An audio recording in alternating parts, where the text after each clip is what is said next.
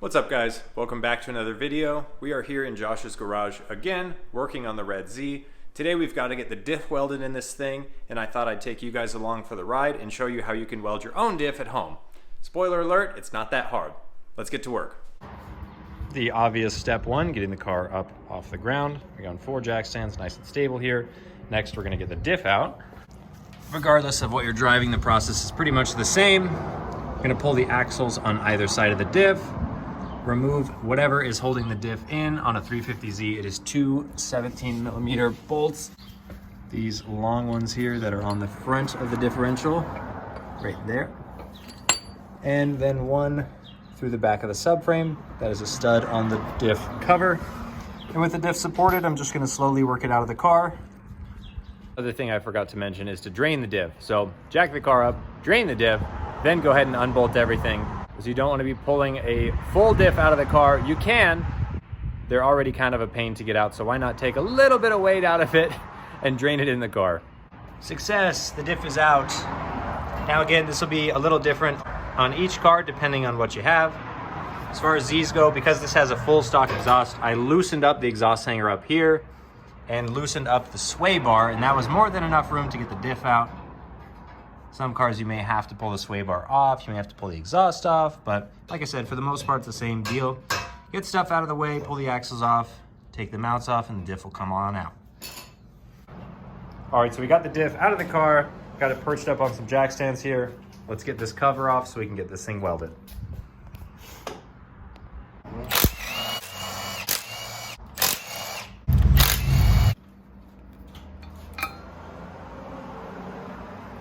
All right, so when it comes to welding your diff, there are 2 basic ways of doing it. One is, well, basic, and the other one is a little bit more extra. That's the one we're gonna do because I prefer it. I think it's a little bit stronger and lasts a little bit longer. So let me show you what that is. So the main goal here is to stop our spider gears. That's these 4 gears on the inside. Stop them from moving independently.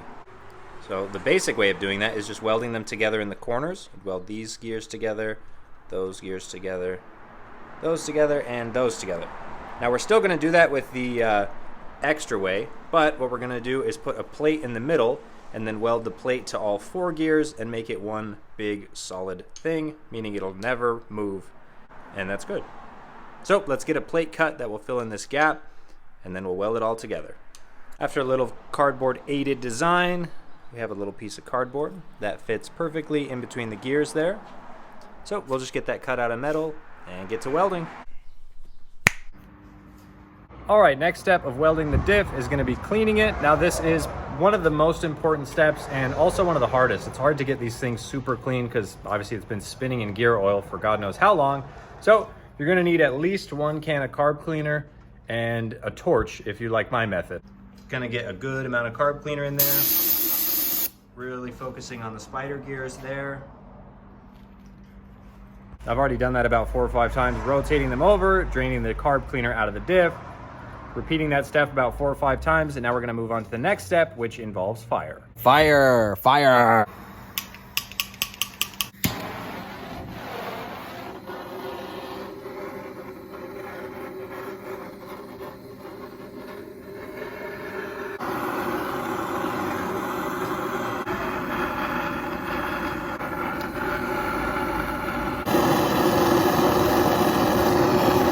Okay, so 2 things I'm doing with the torch. 1, I'm cleaning it. I'm actually burning off any moisture that's in the metal. As far as gear oil and things like that, it can get into the gears.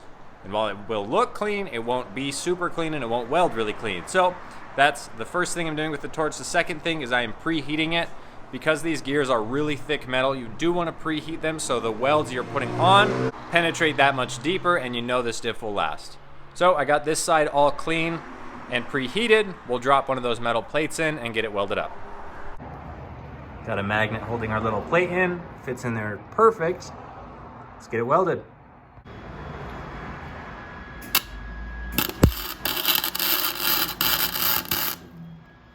Now, I'm not going to give you guys actual tips on how to weld because I am definitely not a welder, but I will say as I'm welding this, the main thing I'm looking to do here is really see that the gears are actually melting into the metal plate.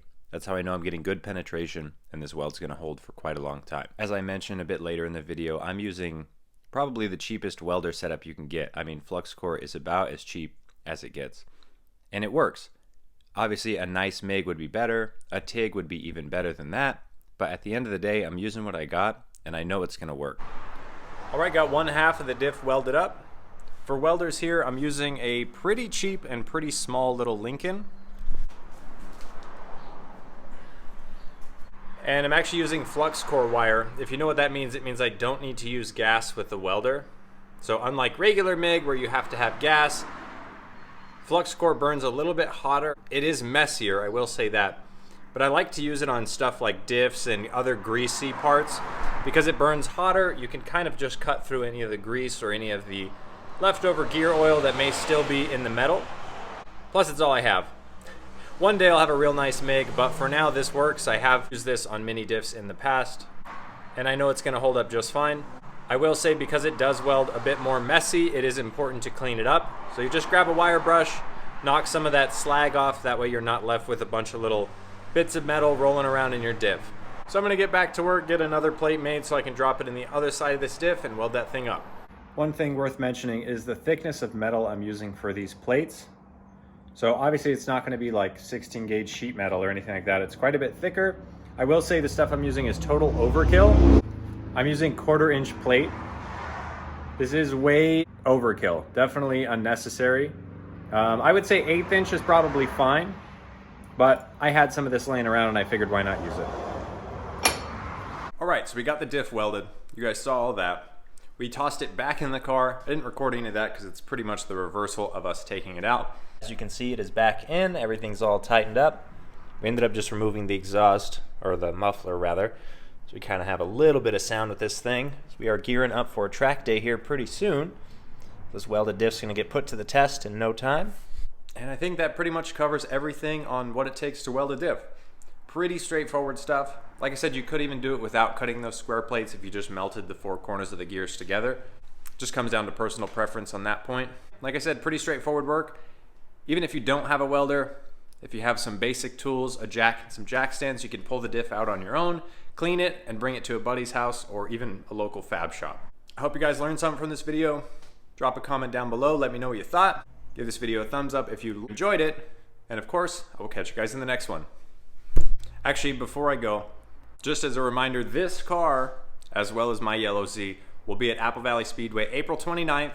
That is just 2 weeks away, actually less than 2 weeks, for Pacific Drift's Grassroots Drift Battle. That's right, it'll be my first competition, and this guy has no idea what he's getting himself into, but it's gonna be a whole lot of fun.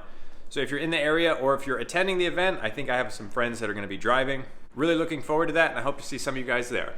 Until then, see ya.